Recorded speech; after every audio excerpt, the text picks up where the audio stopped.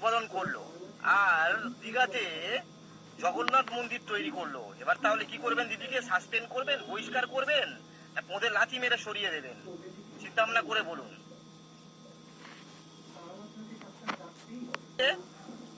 কয়লাচোর বালিচোর কি বলছে একটু দেখুন, তারপরে এই চটির ভাইপোকে একটু ধুয়ে দেবো।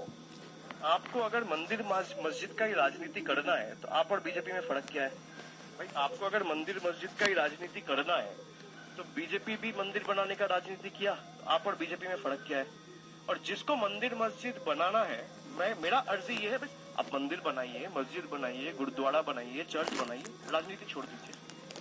एक राजनीतिक नेता को मंदिर मस्जिद बनाना और उसके ऊपर राजनीति करना शोभा नहीं देता।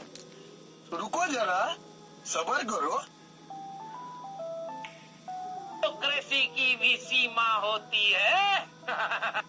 এই চটি ভাইপো কয়লাচোর সে কি বলছে যে যারা মন্দির মসজিদে রাজনীতি করে তাদের এই রাজনীতিতে থাকা উচিত না। তাহলে বলছি ভাইপো, তোমার দিদি পিসি সে নিউ টাউনে দুর্গাঙ্গন উদ্বোধন করলো আর দীঘাতে জগন্নাথ মন্দির তৈরি করলো। এবার তাহলে কি করবেন? দিদিকে সাসপেন্ড করবেন, বহিষ্কার করবেন, না পোঁদে লাথি মেরে সরিয়ে দেবেন?